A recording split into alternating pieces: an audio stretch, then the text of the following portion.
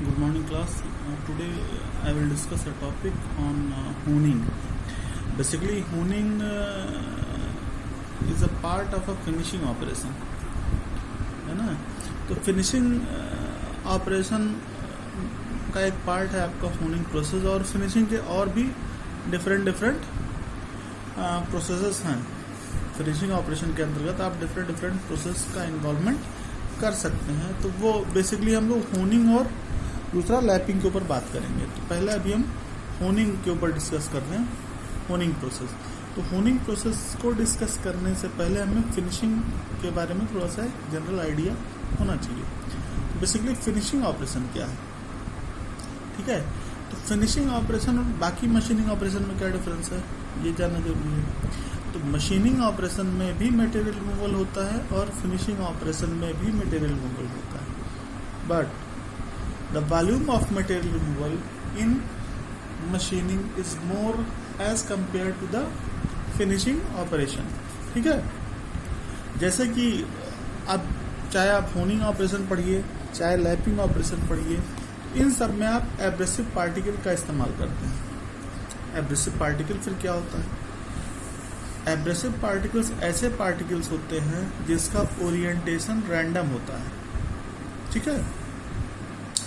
अब इसी abrasive particle का इस्तेमाल आप ग्राइंडिंग ऑपरेशन में भी करते हैं, लेकिन ग्राइंडिंग बेसिकली आपका एक मशीनिंग ऑपरेशन कह सकते हैं. उसमें मटेरियल रिमूवल ज़्यादा होता है, volume of material removal with respect to these finishing operation, ठीक है. तो मटेरियल रिमूवल रेट जो होता है वो भी कम होता है as compare to the grinding operation.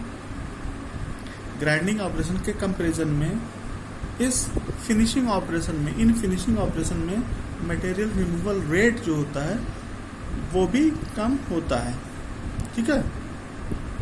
Finishing purpose के लिए इसलिए इसका इस्तेमाल किया जाता है. इन प्रोसेस का इस्तेमाल हम लोग फिनिशिंग पर्पस के लिए करते हैं, ठीक है. तो बेसिकली जैसा कि हम लोग जानते हैं कि एब्रेसिव पार्टिकल का इस्तेमाल आप होनिंग में भी कर सकते हैं, लैपिंग में भी कर सकते हैं, लेकिन इसमें मटेरियल रिमूवल रेट जो होता है वो कम होता है विद रिस्पेक्ट टू ग्राइंडिंग. इसलिए इसका इस्तेमाल हम लोग एज अ फिनिशिंग प्रोसेस करते हैं, ठीक है. Apart from these two operations means honing and lapping, there are various finishing operations. For example super finishing, buffing, where abrasives are used, ठीक है. तो सुपर फिनिशिंग में, बफिंग वगैरह में भी हम एब्रेसिव का इस्तेमाल करके फिनिशिंग ऑपरेशन परफॉर्म करते हैं. लेकिन अब फिनिशिंग के मान लिया कई ऑपरेशन आपके पास अवेलेबल हैं, तो इसमें से अभी हम होनिंग और लैपिंग के ऊपर बात करेंगे इस टॉपिक में. तो बेसिकली होनिंग क्या होता है? होनिंग एक, जैसा कि हमने बताया कि फिनिशिंग ऑपरेशन है जिसमें कि एब्रेसिव पार्टिकल का इस्तेमाल किया जाता है फॉर मटेरियल रिमूवल. और जैसा कि आप जान रहे हैं, शुरू में ही बताया गया कि वॉल्यूम ऑफ मटेरियल रिमूवल जो होता है, मटेरियल रिमूवल रेट जो है वो भी कम होता है, वॉल्यूम ऑफ मटेरियल रिमूवल भी कम होता है, ठीक है. कम मटेरियल रिमूव होगा और मटेरियल रिमूवल रेट जो होगा, मटेरियल रिमूवल का रेट जो होगा वो भी कम होगा, ठीक है.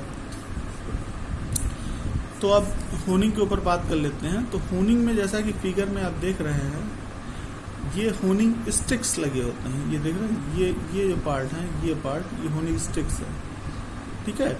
ये आपका टॉप व्यू है, ये होनिंग ऑपरेशन का टॉप व्यू है. ये आपका फ्रंट व्यू है, ठीक है. तो जब आप ऊपर से देखेंगे तो यही दिखाई देगा, ये होनिंग स्टिक्स है लगे हुए, ये होनिंग स्टिक्स लगे हुए हैं. और ये revolution, rotation of honing tool, ये आपका होनिंग टूल है, ये आपका वर्क पीस है.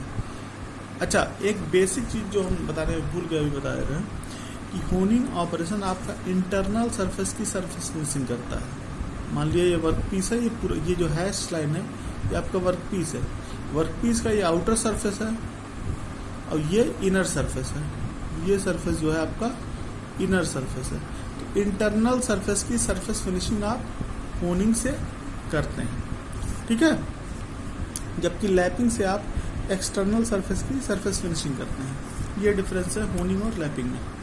ठीक है, और भी डिफरेंसेस हैं होनिंग और लैपिंग में, मैश साइज और grid size, material removal, volume of material removal, pressure, ये सब में अंतर है। लेकिन ठीक है, बेसिक मेन डिफरेंस जो है वो ये है कि होनिंग ऑपरेशन में आप इंटरनल सरफेस की सरफेस फिनिशिंग करते हैं और लैपिंग में आप एक्सटर्नल सरफेस की सरफेस फिनिशिंग करते हैं। ठीक है, हाँ, तो इसमें क्या है, the honing operation is used for finishing the inside surface of a hole. Here the abrasives in the form of stick. Abrasive किस फॉर्म में होते हैं? स्टिक के फॉर्म में होते हैं। ठीक है, ये आपका यही स्टिक है, ये देखिए डॉटेड हम बना दे रहे हैं, ये डॉटेड जो बना दे रहे हैं यही, ये आपका स्टिक है, ये वाला पार्ट, ये स्टिक है, ये स्टिक है, ये सब, ये 4 स्टिक इसमें बने हुए हैं। ठीक है, here the abrasives in the form of sticks are mounted in a mandrel. Mandrel basically एक शाफ्ट बोला जाता है। ठीक है, शाफ्ट के तरीके की चीज होती है, उसको मैंड्रेल बोलते हैं। ठीक है, ये है बेसिकली आपका मैंड्रेल। ठीक है, इसी से कनेक्टेड है ये आपका स्टिक, होनिंग स्टिक। ठीक है, ये आपका फ्रंट व्यू है और ये टॉप व्यू है। ठीक है, तो इसमें 2 तरीके का मूवमेंट होता है, एक तो ये रोटेट भी करता है और एक अप डाउन मूवमेंट भी करता है, मतलब ऐसे ऐसे ऊपर नीचे भी मूव करता है और रोटेट भी करता है। ठीक है, तो रोटरी मोशन भी होता है और रेसिप्रोकेटिंग मोशन भी होता है। ठीक है, तो here the abrasives are in the form of sticks are mounted on a mandrel which is then given a reciprocating movement. ये रेसिप्रोकेट करता है, मूवमेंट जो होता है रेसिप्रोकेटिंग मूवमेंट होता है। Reciprocating movement along the hole axis. अब ये जो है वर्कपीस आपका, ये है, ये वर्कपीस है, इसका होल, ये वाला पार्ट, ये इसका होल है। ठीक है, तो इसके होल एक्सिस के अलोंग ये रेसिप्रोकेटिंग मोशन करता है। Along the hole axis superimposed on a uniform rotary motion. तो ये तो रेसिप्रोकेट भी करता है और रोटेट भी करता है, दोनों चीजें। अच्छा, ये दोनों फिगर जो है आपको होनिंग का है, होनिंग ऑपरेशन का ये दोनों फिगर है, ये आपका टॉप व्यू है, ये फ्रंट व्यू है। ठीक है, तो ये रेसिप्रोकेट भी करता है और रोटेट भी करता है। देखिए रोटेट भी करता है, rotation of the honing tool, और रेसिप्रोकेटिंग मोशन है। ठीक है, दोनों तरीके का मूवमेंट इसमें देखने को आपको मिल रहा है। ठीक है, तो क्या कर रहा है, ये रेसिप्रोकेट भी कर रहा है और रोटेट भी कर रहा है, रोटरी मोशन। ठीक है, तो दोनों चीज हो रही हैं। ठीक है, आपका सुपर इम्पोज हो रहा है रेसिप्रोकेटिंग मोशन के साथ साथ रोटरी मोशन के फॉर्म में। ठीक है, the grid size is normally varies from, जो एब्रेसिव पार्टिकल्स हैं इनका जो ग्रिड साइज है वो वेरी करता है, किससे, 800 से वो 80 से लेकर 600 मेश। जो ग्रिड साइज है वो 80 से लेकर 600 मेश साइज होता है, 80 to 600 मेश। तो ग्रिड साइज है एब्रेसिव पार्टिकल का, जो ग्रिड साइज है तो साइज क्या है, 80 से 600 मेश, 80 to 80 से 600 मेश। अब ये मेश क्या होता है, एब्रेसिव पार्टिकल के साइज को हम मेश के फॉर्म में कभी कभी रिप्रेजेंट करते हैं। एक मेश बराबर, इसको ऐसे कर सकते हैं, 1 स्क्वायर इंच में कितने नंबर ऑफ पार्टिकल्स सेट हो सकते हैं। तो इसका मतलब अगर कोई एब्रेसिव पार्टिकल का ग्रिड साइज 600 मेश है तो इसका मतलब उसका एक्चुअल साइज वाकई बहुत महीन, बहुत फाइन पार्टिकल वो होगा, क्योंकि 1 स्क्वायर इंच में मैक्सिमम 600 एब्रेसिव पार्टिकल सेट हो पाएंगे। तो हम कहेंगे ग्रिड साइज का 600 मेश है। लेकिन अगर किसी एब्रेसिव पार्टिकल का ग्रिड साइज 100 मेश है तो इसका मतलब 1 स्क्वायर इंच में मैक्सिमम 100 ही एब्रेसिव पार्टिकल सेट हो पाएंगे। तो अगर मैक्सिमम 100 सेट हो पाएंगे, इसका मतलब उसका एक्चुअल साइज जो होगा एब्रेसिव पार्टिकल का 100 मेश वाले का बड़ा होगा। ठीक है, तो अगर मान लिया कहते हैं कि एक एब्रेसिव पार्टिकल का ग्रिड साइज 100 मेश है तो इसका मतलब एक एब्रेसिव पार्टिकल का साइज क्या होगा, 1/100 स्क्वायर इंच ठीक है, 100 100 इस तरीके से 100 बार जोड़ेंगे तो 1 आएगा ना। एक स्क्वायर इंच में 100 ही एब्रेसिव पार्टिकल मैक्सिमम सेट हो पाएंगे। तो एक का साइज क्या होगा 1/100 स्क्वायर इंच। और अगर 600 में साइज होगा तो एक का क्या होगा 1/600 स्क्वायर इंच। तो 1/600 की वैल्यू छोटी होगी ना, तो इसीलिए एब्रेसिव पार्टिकल का जितना बड़ा मैश साइज होता है उसका एक्चुअल साइज उतना ही छोटा होता है।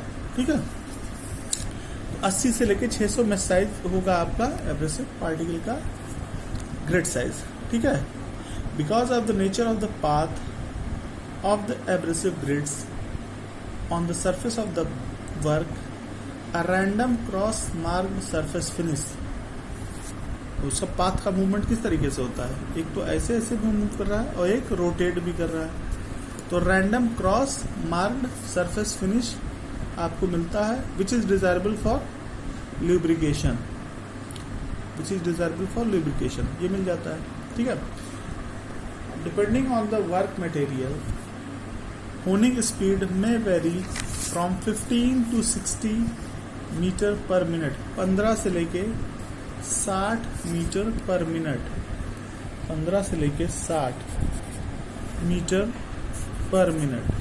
ठीक है, 15 to 60 मीटर पर मिनट होनिंग स्पीड इतनी मिलती है आपको। ठीक है, and honing pressure lies in the range of 1 to 3 newton पर mm स्क्वायर, 1 to 3 न्यूटन पर mm स्क्वायर। प्रेशर कितना होता है 1 to 3 न्यूटन पर mm square. In special cases material up to 0.5 mm may be removed by honing। The tolerance आपका 0.0025 mm achieve किया जा सकता है। और आपका जो फिनिशिंग का ऑर्डर है, finish is order of 0.25 micrometer. इस डिग्री की फिनिशिंग आपको मिलती है, तो हाई डिग्री ऑफ फिनिशिंग मिलती है। टॉलरेंस टाइट होता है, प्रेशर 1 to 3 न्यूटन पर mm स्क्वायर होता है। एब्रेसिव पार्टिकल का जो साइज होता है वो 80 से 600 मैश होता है और स्पीड 15 से 60 मीटर पर मिनट होता है। ये बेसिकली आपका होनिंग प्रोसेस है। तो ये हो क्या रहा है, ये बेसिकली मान लिया एक कैप है आपका, इस कैप की इंटरनल सरफेस की सरफेस फिनिशिंग करनी है। तो क्या होता है, दो तरीके का मूवमेंट होता है, एक अप और डाउन मूवमेंट होता है होनिंग स्टिक का, और दूसरा रोटेट भी करता है।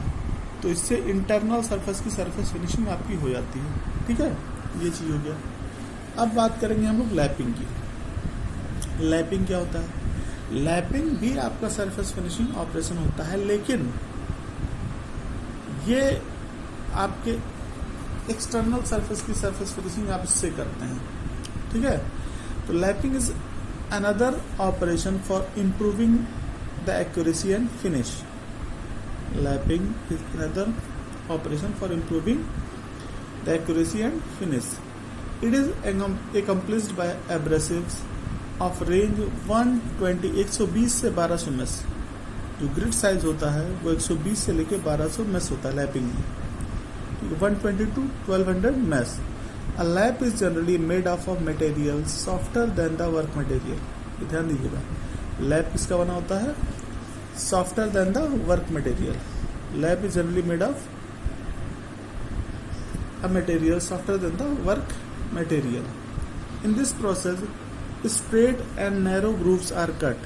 क्या किया था, straight and narrow grooves are cut at 90 degree, at 90 degree. Straight and narrow grooves are cut at 90 degree. किसके अंदर, स्लैब के अंदर।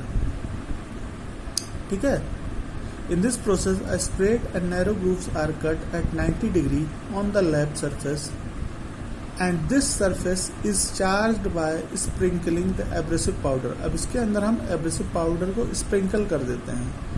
एब्रेसिव पाउडर कौन सा पाउडर, ऐसे एब्रेसिव पार्टिकल्स जिनका ओरिएंटेशन रैंडम हो। अच्छा, उसके ओरिएंटेशन और उससे क्या फ़र्क पड़ता है। अब मान लिया रैपिड उसका ओरिएंटेशन रैंडम जब होता है, तो अब जब आप मशीनिंग या फिनिशिंग कर रहे होते हैं तो वो उसका एंगल मशीनिंग के दौरान या फिनिशिंग के दौरान बदलता रहता है, तो उससे नंबर ऑफ कटिंग एजेस अपने आप प्रिपेयर होते रहते हैं, आपको अलग से एज प्रिपरेशन की ज़रूरत नहीं पड़ती है। तो इससे आपकी जो फिनिशिंग या मशीनिंग होती है उसमें टूल को आप मेंटेन करने की ज़रूरत बार बार नहीं पड़ती है। यह बेनिफिट होता है एब्रेसिव पार्टिकल के इस्तेमाल करने से। ठीक है, in this process straight and narrow grooves are cut at 90 degree on the lab surface and the surface is charged by sprinkling the abrasive powders. The workpiece is held against a lab के against इसको held कर रोक देते हैं and move with the unrepeated path. Move कैसे कराते हैं? अनरिपीटेड path है, वो भी 8 की तरीके से। अनरिपीटेड पाथ का क्यों मूव कराते हैं? क्योंकि अगर एक ही पाथ पे हम मूव कराएंगे तो एक ही जगह पे फिनिशिंग देगा ना बार बार। तो हम क्या करते हैं? अनरिपीटेड पाथ, मतलब एक बार ऐसे 8 बना दिए, फिर उस पाथ को हम दोबारा फॉलो नहीं करते हैं, तो इसलिए इसको बोला गया अनरिपीटेड पाथ, ताकि मैक्सिमम एरिया को वो कवर कर सके। ठीक है, समझ में आ रहा है?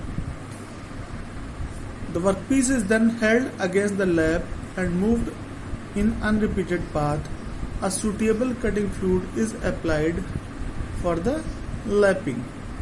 ठीक है, अब 2 तरीके की लैपिंग होगी, आपकी हैंड लैपिंग भी हो सकती है और मशीन लैपिंग भी हो सकती है। ठीक है, मशीन इसमें ये चीज होगा, सुटेबल कटिंग फ्लूइड भी इस्तेमाल कर सकते हैं। In hand lapping the work is moved over the lap along the path in the form of 8। ये किस तरीके का पाथ फॉलो करता है?